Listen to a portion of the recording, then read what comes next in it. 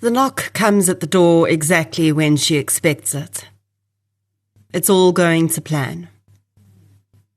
He's asleep, and as she opens the door, the three young people silently enter. She pulls a knife from the block on the counter and hands it to him. And as she leaves, she knows nothing will ever be the same again. This is True Crime South Africa. I'm Nicole Engelbrecht, and you're listening to episode 173, The Murder of Andre Klynsmith.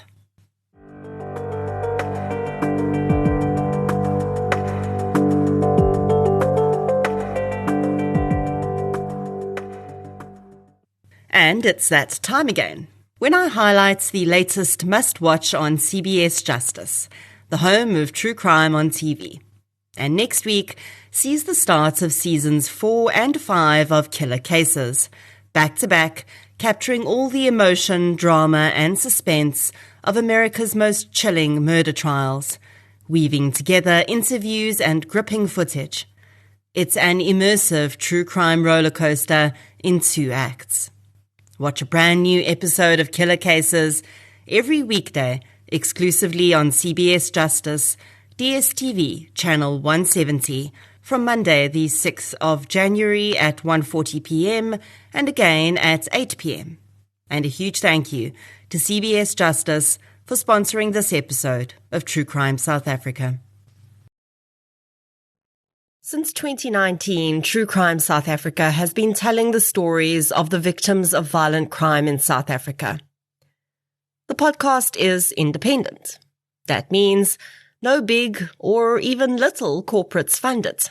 And that's just the way I like it. And it's the only independent podcast in South Africa that consistently charts in the top 10. Keeping a podcast like this going is time-consuming. And for the most part, it remains a one-woman process. It's me. I'm the one woman.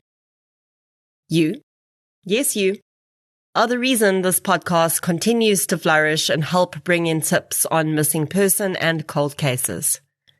If you'd like to help keep the show running, please consider supporting our sponsors, signing up to Patreon or PayPal, follow the show on the socials, as the kids say, and share it with your fellow partners in crime. You can find our social links and learn more about our sponsors at True Crime South Africa/donate. Shout out to this week's Patreon and PayPal superstars. A huge thank you goes out to Nanette Boertes and Bontle Mutle for your support on Patreon. Thank you so much, everyone. Your support really does make a huge difference. Patreon supporters get one additional exclusive episode a month, a shout-out on the pod, and other exclusive content, including Q&As with me, as and when it's available. It's a minimum of $1 a month. I think you should do it. Please. And thank you. Keba. Today's case involves multiple betrayals of relationships of trust. A man who trusts the woman he's engaged to marry. A son who trusts his mother not to weaponize his vulnerabilities against him. It's also evident, to me at least, how sometimes when we've experienced significant tragedies in our lives, the pain of that can make us vulnerable to the nefarious intentions of others. Loneliness and grief really can kill. But often it takes another person to decide to use that pain against us, for it to be lethal.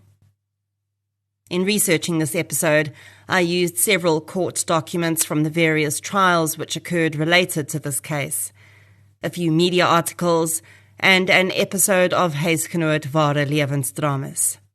So, let's get into episode 173. The Murder of Andre Klynsmith.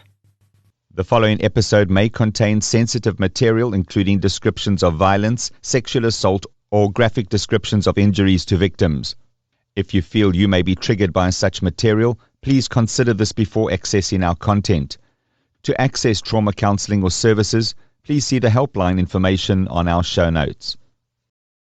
Andre Klynsmith was born in Vereniging in 1963. He and his younger sister Elise and brother Ernst grew up in the town too, and attended both primary and high school there. Straight out of school, Andre began working at Telkom, and he would remain there from 1980 right through his career, working his way up the ladder and learning different roles, predominantly on the operations end of the telecommunications business. There's not much information available about Andre's first marriage, but he did have 2 sons, and his sister Elise would later explain that tragedy had marked this part of her brother's life. One of Andre's sons had passed away at the age of 17 after a battle with cancer, and devastatingly, he would lose his other son just over a year later in a motorbike accident. By 2015, Andre's marriage was over too, likely too severely impacted by such tragic losses. As much as possible, though, he was trying to build a new life. He lived on his own in a flat in Brackenhurst and was planning his retirement, which would kick in, as per Telkom company regulations, at the age of 55. Andre had big plans for his retirement and had been saving and strategizing with the hope that he could retire at the coast and spend his retirement playing golf and watching rugby, 2 of his great loves in life. It was at work that Andre met a woman who he was initially friends with and then developed a relationship with. Jacoba Johanna Henning, who went by Hannah, was the same age as Andre and had also worked at Telkom for many years. This wasn't the only thing they had in common, though. Hannah had also experienced terrible tragedy in her life. A few years before, a house fire in her family home had claimed the life of her young daughter. And although her son Jean had survived, he had been badly burned, spent many months recovering in the hospital, and was significantly scarred across most of his body. As he grew into his late teens and early 20s, Jean had developed a substance use disorder, and despite many trips to rehab, he seemed unable to remain off drugs for any significant length of time. His drug use had also been paired with criminality, and the young man had a significant criminal record by his mid-20s. Hannah had apparently also developed an alcohol dependency after the death of her daughter, and this was worsened during the stress of her son's addiction and problems with the law. By the time she met Andre, she seemed to have her drinking under control, though. She still smoked heavily and had what she herself referred to as an addiction to Coca-Cola. Yes, I know that sounds odd, but it will all make sense later. Like Andre's marriage, Hannah's had also not survived the ravages of these tragedies and difficulties, and she and her husband divorced in 2015. Officially, Andre and Hannah began a relationship in May 2016. I suspect that it's possible they were seeing each other before this and just didn't want to make it public, though. They were co-workers after all, and by all accounts, Andre was a man who drew a very firm line between right and wrong, and he likely wouldn't have wanted people to know he was dating someone he worked with. I say this because the pair's relationship was made official exactly a month after both he and Hannah retired from Telkom in April 2016. In a photograph from his retirement party on Andre's Facebook page, he sits smiling with his pensioner's card next to him. Although the relationship was now public knowledge, it does seem that at least Andre wanted to take things slowly in the beginning, because even though he and his sister Elise were very close and saw each other almost every weekend, she and her sons would only end up meeting Hannah after she'd been dating Andre for almost a year. It was at a family birthday party in February 2017 that Elise first laid eyes on Hannah Henning. Both she and her son said that although the woman was extremely friendly, almost overly so, neither felt that she was the right person for Andre, and she didn't fit in well with the rest of the family group either. Everyone was just happy that Andre had someone in his life, though, and really hoped that this was the start of a happier period in the man's life. Unfortunately, that was not to be. Toward the end of 2017, Andre and Hannah became engaged, and Hannah moved into Andre's flat. At first, Andre did his best to befriend Hannah's son Jean, and for a little while the young man even lived with them. But one night, when Elise was visiting for a get-together, Jean had stolen a few items from the home while the party was ongoing, and he was caught red-handed. Andre was livid and kicked Jean out, telling him that he never wanted to see him again and he was not welcome in his home. Interestingly, Elise said that this night was the only time she had met Jean, and although she usually left her handbag in the kitchen when she visited her brother, that night she'd got such an uneasy feeling from Hannah's son that she'd gone and locked her handbag in the car. The next time she would see Jean would be in a courtroom. Hannah and Andre's relationship had almost crumbled when Jean had been banned from the house, but ultimately it seemed Hannah had decided to stay with Andre and maintain her relationship with her son outside of the home. Perhaps she'd hoped that Andre would soften as time went on, or maybe, as 2017 turned to 2018 and Andre made Hannah a beneficiary on his life insurance, she'd already decided that Andre was more valuable to her in a different way. And so she wouldn't rock the boat just yet. In the first week of April, Hannah went out to dinner with Jean for his birthday. Andre didn't join because he was sticking to his guns when it came to his aversion to Hannah's son, but Hannah met Jean's girlfriend, Trisha Wolfart, that night, and a conversation ensued, which would set in motion events over the next week.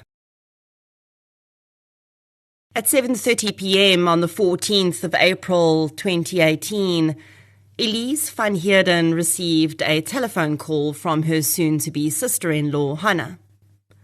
Hannah said that she was worried about Andre. She said he'd left the house to play golf at 10 a.m. and had said he'd be home by 6, but he wasn't back, and he wasn't answering his phone. Elise told Hannah to stay put, and she'd come through to the flat and help figure it out. Andre was a reliable man.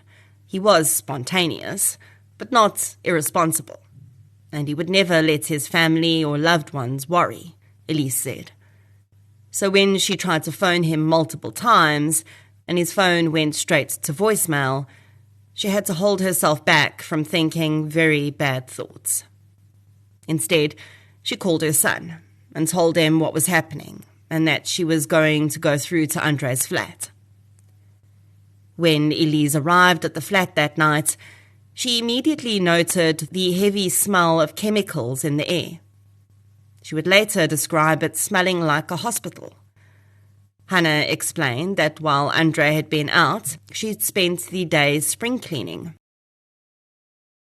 It was a moment Elise would quickly dismiss at the time, but one that stuck in her memory. Over the next few hours, Elise and later her son, after he joined her, contacted every one of Andre's golfing buddies. None of them had seen him, and they all said it didn't make sense that he would just decide to go golfing at the last minute.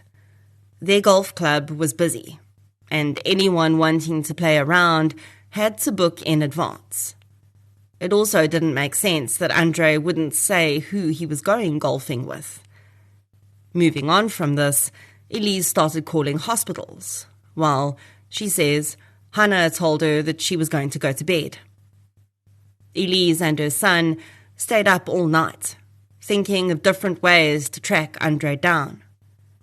As the sun rose the next morning, they decided that they would go to the golf club and ask if they'd seen Andre, and if there were no leads there, they would call the police. Elise said that after waking Hannah up and encouraging her to get ready to go out and look for Andre, they'd arrived at the golf club together. The employees there knew Andre well, as he was a regular, and all confirmed that he definitely hadn't been playing golf there the day before.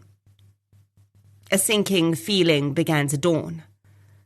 Elise, who had been doing all the talking and asking questions, glanced over at Hannah, who stood to the side, scrolling through her phone and smoking, and told her that it might be time to get the police involved. The pair could continue going to other golf clubs in the area, but that was an endless task and may not produce any results, even if someone had seen Andre.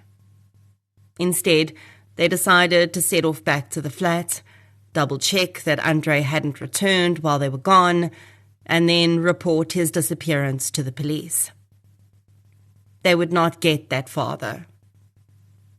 As Elise and Hannah were driving, Hannah received a call on her cell phone from a police officer at the SAPS in Springs.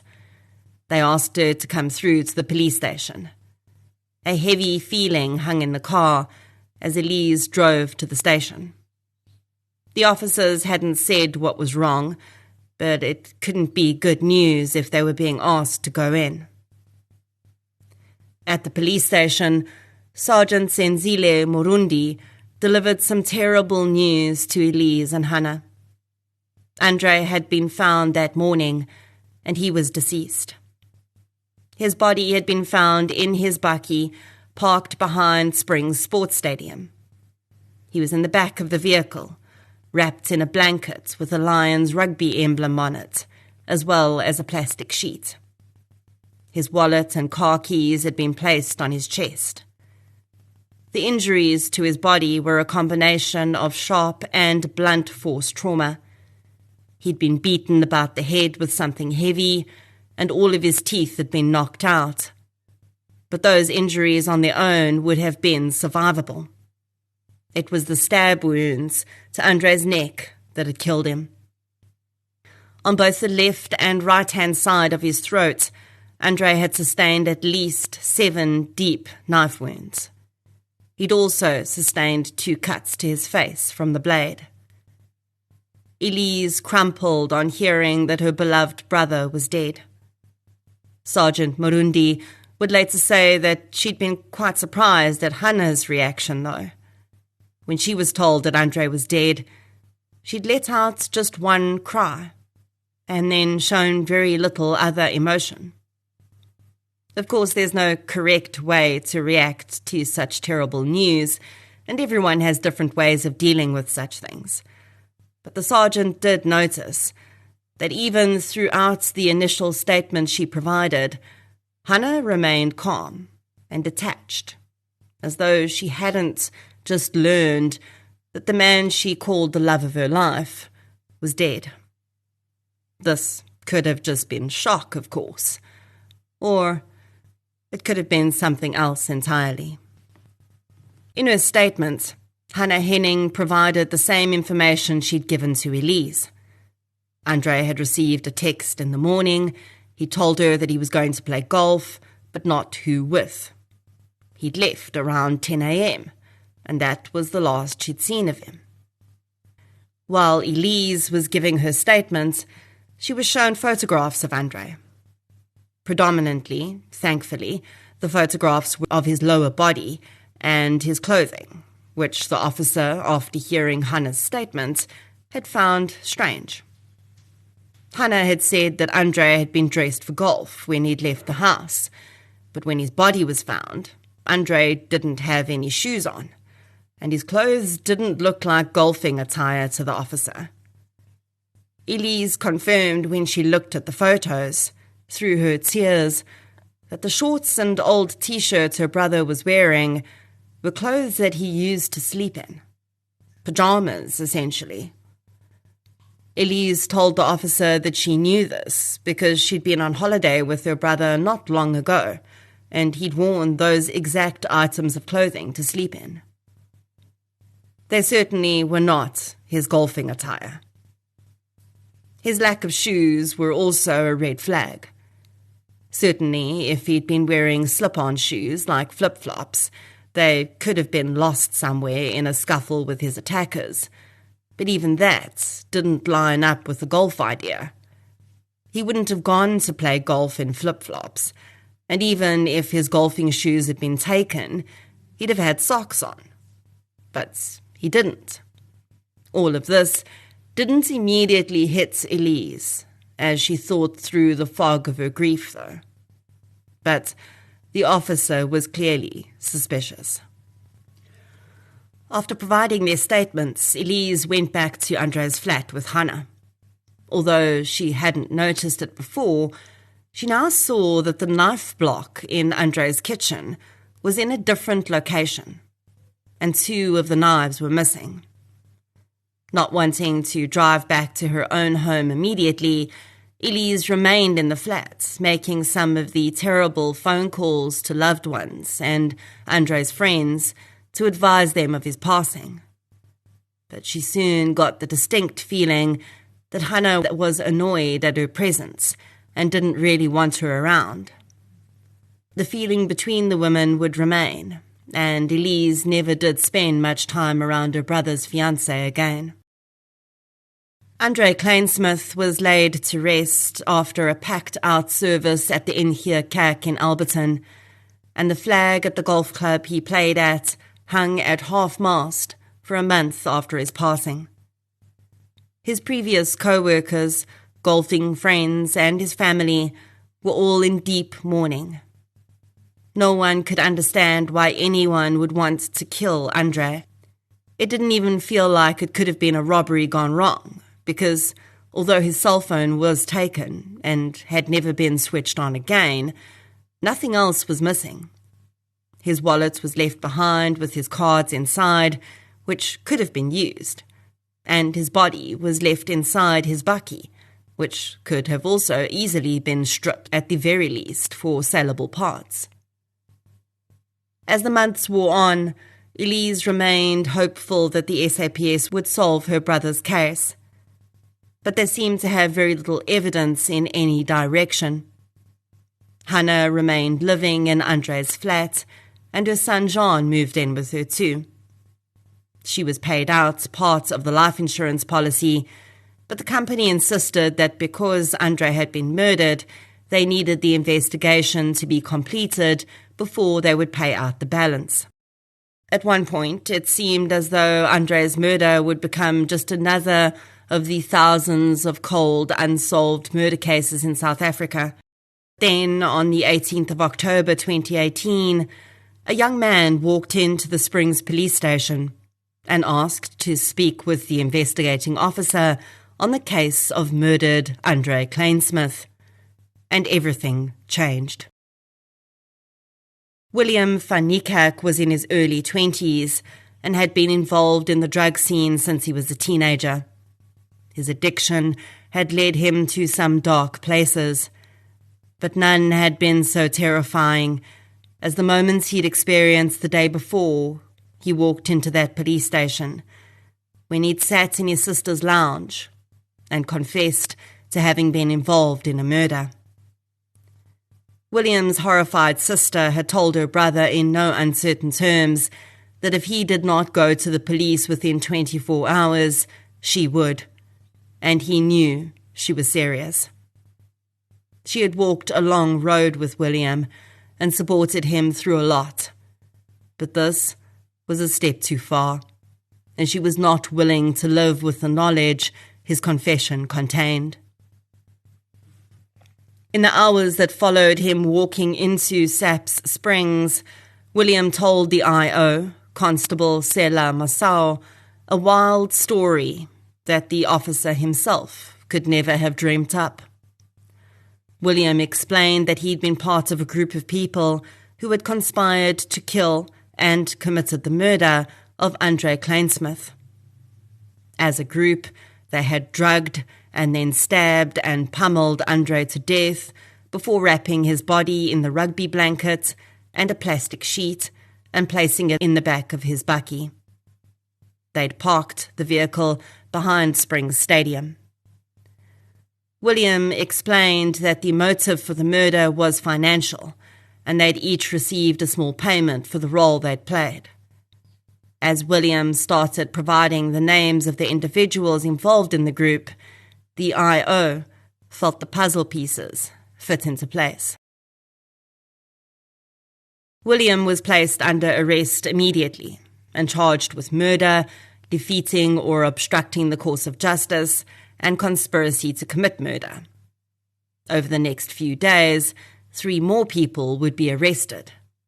Hannah's son, Jean Henning, his girlfriend, Tricia Wolfart, and finally, Hannah Henning herself, who, after hearing that her son and his girlfriend had been arrested, was found hiding in a cupboard in Andre's flat when the I.O. arrived to take her into custody.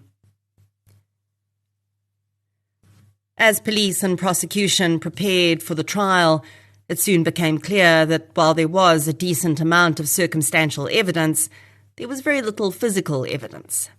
Andre's phone was found in Jean's possession, but besides that, there was no witness testimony outside of William, who was a perpetrator himself, and there was no DNA, fingerprint, or CCTV evidence available. The circumstantial evidence was quite good against Hannah, considering she was the one who had provided the story about what had happened on the last day that Andre was seen alive, which clearly did not match up with the evidence. But Hannah could not have carried out the murder on her own, and although Jean was known to have a grudge against Andre, that likely would not be enough to pin a murder charge on him. Now, I must say that in none of the sources I looked at was there ever any mention of the police conducting a forensic investigation inside Andre's flat. It was clear that Andre had not been killed inside his vehicle, because there was no blood present except a small amount of transfer inside the blankets he was wrapped in. William would explain in great detail how he and his accomplices had cleaned up the blood from the murder. But I can't imagine that with 7 stab wounds in his neck, they would have possibly been able to clean up everything. And finding blood inside the flat would have very quickly led to securing the arrest of Hannah, because she was the only other person in the flats by her version. From there, she may have given up her co-conspirators. But either nothing was found or the flat was never checked. And so the prosecution found themselves in a position. After discussion with Andre's family, the state decided to offer William van Niekerk a deal. If he agreed to become a Section 204 state witness and testify as to the involvement of the other parties, and if the judge accepted his testimony as true, then he would receive immunity from prosecution. And according to William, his involvement had been relatively minor. He claimed he had struck Andre once with a fire extinguisher and then also helped Jean to move his body. Realizing he could get a significant amount of time, probably up to 10 years, for the 3 charges against him, William decided to take the deal. Between the back and forth over this deal, the many delays caused by Hannah continually claiming to be ill and unable to attend court, and then, of course, the general delays caused by the COVID-19 pandemic and lockdown, it would be 2022, and 4 years after Andre's death, before anything actually started moving on this case. After William agreed to become a state witness, Tricia Wolfart, who had up until that point claimed she was innocent and said Jean had nothing to do with the murder either, also entered a plea deal. She agreed to plead guilty to the obstruction of justice charge. Both she and William said that she hadn't actually participated in the attack on Andre, but she'd helped to move his body. She was handed down a 5-year prison sentence for her involvement. Then, perhaps seeing that the evidence was mounting against him, Jean Henning also agreed to plead guilty. Initially, he'd hoped that his guilty plea would result in mitigation of sentence, but the judge would find that the attack on Andre was so brutal and clearly premeditated that Jean's admission of guilt was not grounds for mitigation of sentence, and the young man was handed down a life sentence. During the negotiation of the plea, Jean had agreed to testify against his mother in her trial. His plea agreement, as I'll get to in a moment, implicated his mother as being the mastermind behind the plan.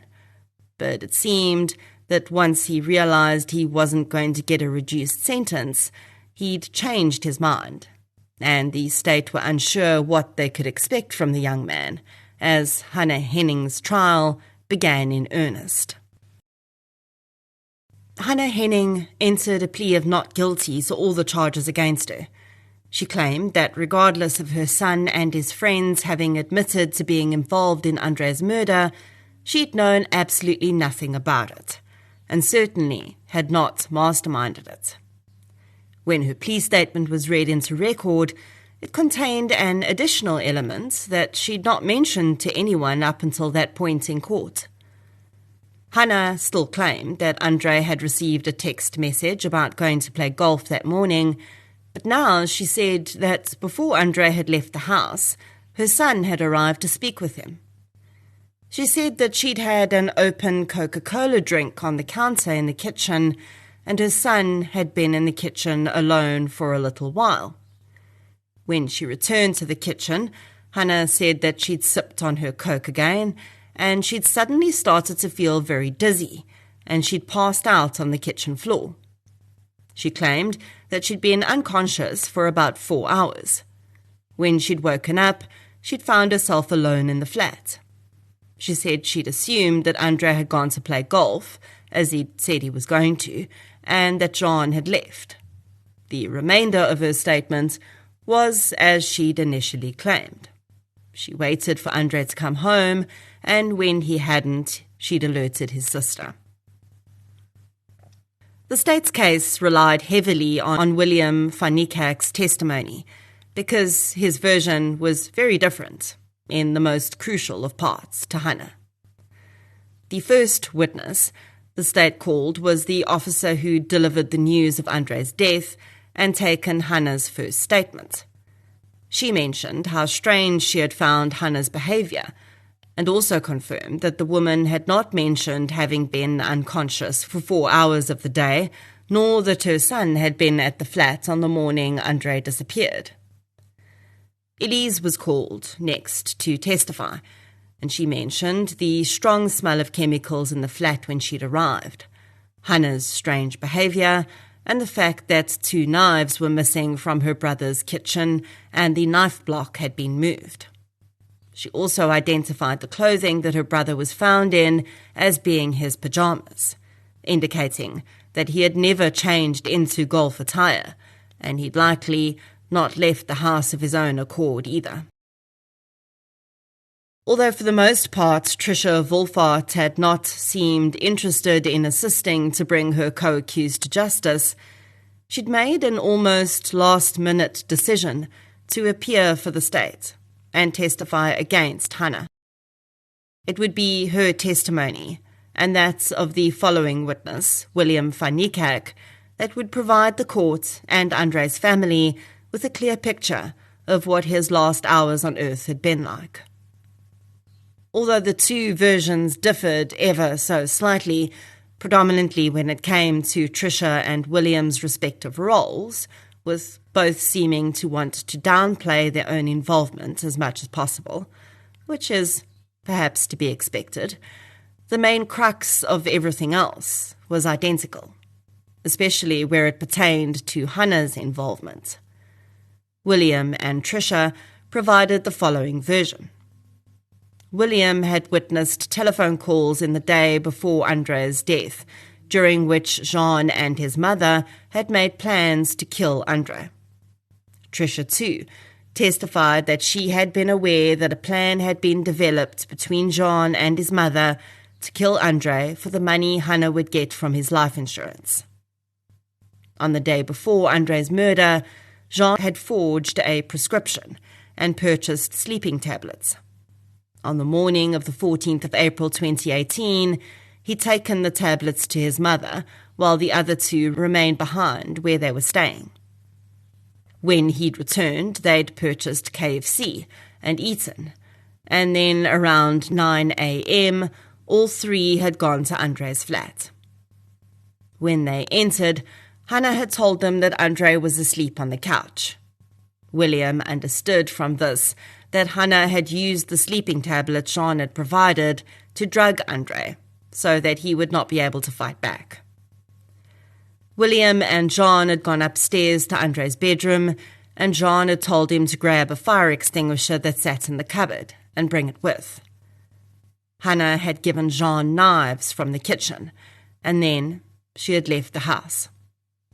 Jean had instructed William to strike Andre over the head with a fire extinguisher, which he had done, and then Jean had begun to stab Andre in the neck repeatedly. William said that both he and Tricia had become overwhelmed by the sight and had left the room. When Andre was dead, all three had worked together to wrap the body and move it to the bakkie. Hannah had returned before they'd left, and all four had cleaned the lounge with multiple different cleaning chemicals. William claimed that he'd started to go into shock after what he'd witnessed and been a part of, and Hannah had given him a tablet to calm him. He then witnessed Hannah handing over 2,000 rand in cash to her son after the murder. After William and Tricia's testimony, the state called the investigating officer, and through his testimony attempted to enter Jean Henning's plea statement into evidence. The young man, despite initially agreeing to testify against his mother, had become a wild card after he didn't get the reduced sentence he wanted. And so, although the state wanted his plea statement on record, they did not necessarily want him called as a witness for the state. With this, the state rested, and the defence's case began. Hannah had declined to take the stand in her own defense, but it seemed no surprise to anyone when Jean Henning took the stand instead. As the state had predicted, the young man was now clearly out to either take his revenge against the prosecution for not giving him a lesser sentence, or simply make a last-gasp attempt to salvage his relationship with his mother.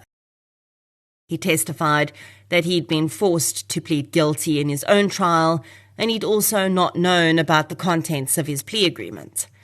He claimed that his lawyer had written it, and then made him sign it without reading it.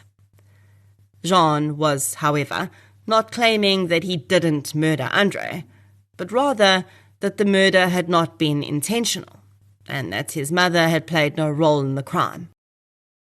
Jean said that he'd only wanted to beat Andre up to get back at him for refusing to allow him in his home. But the beating had gone too far, and Andre had ended up dead. Then he claimed that his mother's news story about having passed out on the kitchen floor for 4 hours was true, and this was because he'd slipped the date rape drug Rohypnol into her open Coca-Cola on the kitchen counter. He said that both William and Tricia were lying in their versions about his mother's involvement. He also claimed that Andre had not been drugged when he'd attacked him. Now, I will say that one thing I found strange is that there's never any mention of toxicology tests having been done on Andre to confirm the sleeping tablet theory. Of course, This theory was only introduced long after the autopsy was done and Andrei was already buried. So there is a possibility that toxicology wasn't done because it wasn't deemed necessary. The fact that Andrei was in his pajamas, though, and that no mention was made of any defensive wounds, should really have sent up a red flag that he might have been drugged. But I think even absent of proof positive that there were sleeping tablets in his blood, the fact that two separate witnesses confirmed that sleeping tablets were administered to him is proof enough. And also, Jean himself, in his plea statement before he denied it, also confirmed that Andrei had been drugged and named the exact same sleeping tablet brand that the other two had mentioned. Andrei's nephew mentioned that his uncle was a very big man, and regardless of him being twice the age of his attackers, he was still fit, and would definitely have put up a fight if he was conscious when he was attacked.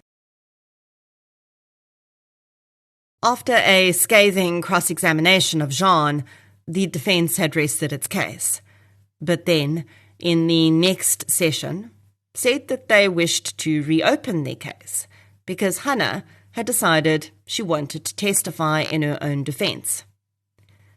Now, ordinarily, by law, if an accused wishes to testify in their own defense, they must do so before any of their own witnesses testify.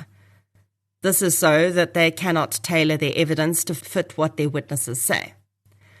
I suspect, though, that the judge, firstly, didn't want to give Hannah any reason for appeal later on, and secondly, likely already saw many of the gaping holes, and figured that putting her on the stand might actually help lead to more clarification in cross-examination. And so, Hannah was allowed to take the stand. She repeated the same story in her plea statement, and in cross-examination, she was asked a few pertinent questions. The first was why she'd only decided to say anything about having been unconscious for 4 hours and her son having been at the flat when it was time for her trial to begin. Hannah claimed that she hadn't thought it was important at all and had actually forgotten all about it until recently. She also said that she'd never believed that her son could have been involved in Andrei's murder, also until recently, when evidence was presented that showed he had been. The prosecution asked how it was possible that she could think that a 4-hour period of unconsciousness and someone who had previously had a grudge against Andrei being at the flat could not have been important to the investigation. Hannah had no explanation, except to say that the anxiety and grief of the time had simply not allowed her to consider what she thought to be inconsequential. When asked about her claims that she'd been drugged by her son, the prosecution posited that this would have meant that Jean's entire plan that day had revolved around the possibility that he would find his mother having left a drink unattended, which he could then drug.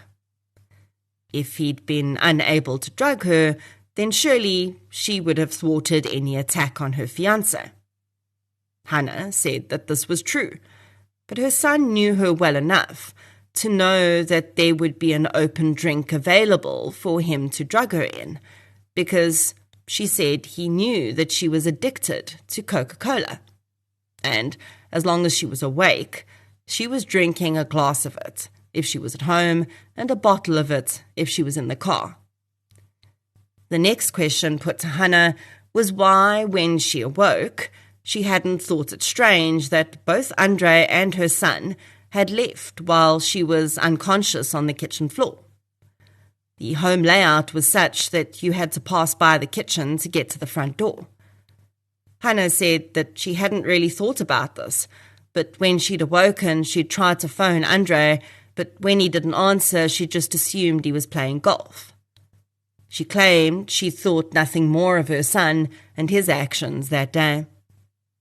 Hannah's claims to Elise that she'd spring-cleaned the home that day and that was why it smelled so strongly of chemicals was also raised in cross-examination, with the prosecution asking how it was possible that Hannah had been unconscious for 4 hours, from 9 a.m. to about 1 p.m., then woken with a headache, gone to the shops to purchase more Coca-Cola and headache tablets, come back, and still felt well enough and have had the time to spring clean the home, which implies a deep cleaning, all before 7:30 p.m. when she'd called Elise.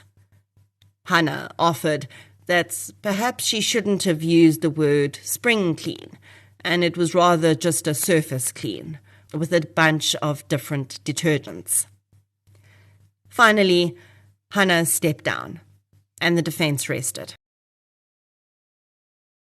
In passing down judgments, the judge assessed the evidence that had been placed before him. He found no inconsistencies in the SAPS officer's statements, nor in Elise's. Where Tricia and William's evidence was concerned, he acknowledged that it was important to be careful with the testimony of accomplices because they would always have their own agendas, regardless of how honest they intended to be. He pointed out that there were definite differences in their testimonies, where their own roles in the crime was concerned, but he didn't think that this was out of the ordinary, nor did it, in his opinion, impact the substance and truthfulness of their evidence on the whole. In fact, he said, he could see no reason, given the situations each found themselves in, why they would lie about the involvement of Hannah Henning. Tricia had already been sentenced, and so had her boyfriend. If Hannah hadn't been involved, it would have made no difference to her either way in her testimony. William was also not benefiting from implicating Hannah specifically. He'd stuck to the same story from day one, and in his initial confession, a deal was not yet on the table. So even though he was getting immunity from prosecution, he would get that whether or not his evidence included Hannah being the mastermind. He'd indeed had enough time to concoct a story in the months after Andre's murder up until his arrest, but he also gained nothing from falsely accusing anyone. If it had indeed just been him, Tricia, and Jean involved, then that truth, for want of a better word, would have been just as good as the one he delivered in court. In addition, his evidence matched Tricia's for the most part, and the circumstantial evidence available. William was therefore granted immunity from prosecution and discharged from the court. In the judge's opinion, it was Jean and Henna's evidence that made no sense. Changing stories are never a good sign. And Jean had gone through an entire trial, judgment, and sentencing before claiming he was forced to plead guilty and wrongly implicate his mother. He'd also had almost 5 years to change his tune, but had only done so once he'd realized he was not getting a lighter sentence. Hannah's testimony, according to the judge, made the least sense of everyone's, and he could only find that she had created the story about being unconscious to try and explain away William and Tricia's evidence. In the end, it actually made her look even more guilty, because it was simply preposterous that anyone would be unconscious on a kitchen floor for 4 hours after having allegedly been drugged by their son, who had a criminal past and a substance use disorder, and not think that this would be a material fact to immediately inform the police of. Ultimately, the judge found that the two accomplices' versions were as true as Jean's original plea statement, and that Hannah Henning had conspired to and helped murder her fiancé, Andre Klynsmith. Hannah was found guilty of murder and obstructing the course of justice. The conspiracy to commit murder charge was overrode by the murder charge, and thus set aside. Although this was clearly a premeditated murder, for which the judge could easily have given Hannah a life sentence, he took her age into account during sentencing and handed her down 20 years for the murder and 5 years for the obstruction of justice charge. Interestingly, the judge ordered that the sentences should run consecutively and not concurrently, which gives Hannah an effective sentence of 25 years in prison. She will therefore be eligible for parole in 12.5 years, although she may become eligible 2 years before that because she will turn 65 at that point.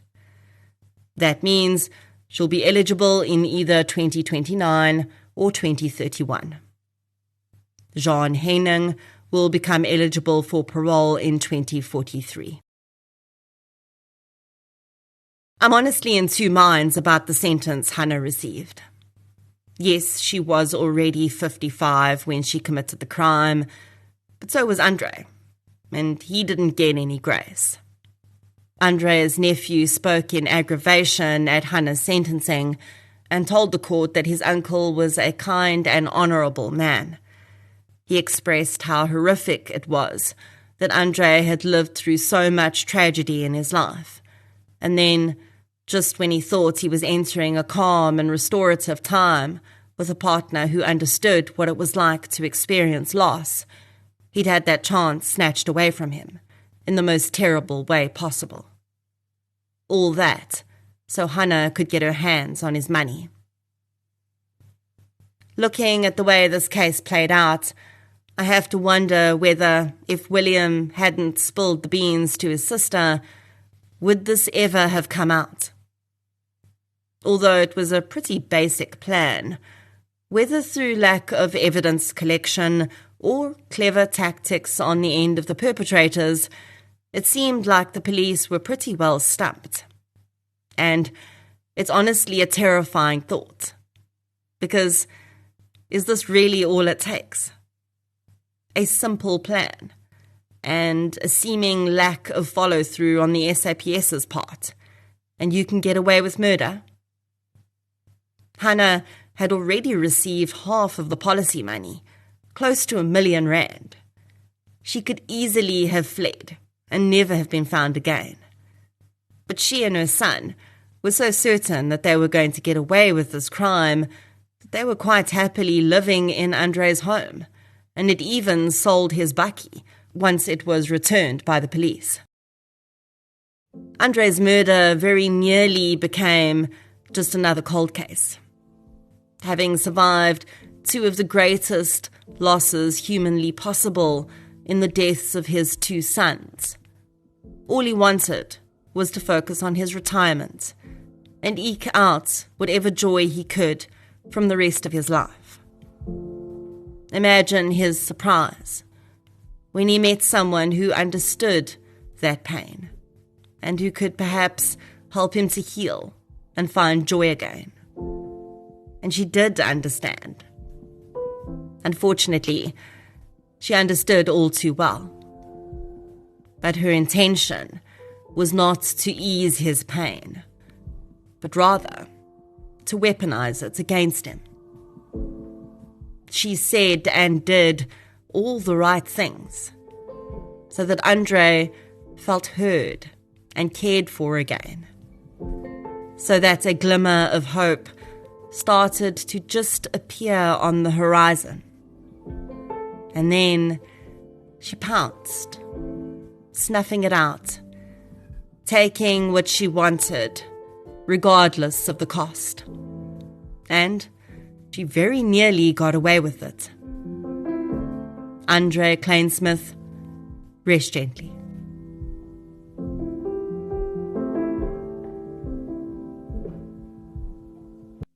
If you'd like to hear more victim-focused true crime content, please subscribe to True Crime South Africa on Spotify or the platform you're using to listen right now.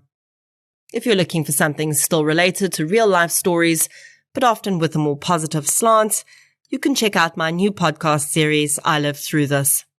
You can follow both podcasts on social media. We're on Facebook, Twitter, and Instagram. I'll be back next week with another episode. Until then, thank you for your support, and I'll chat to you soon.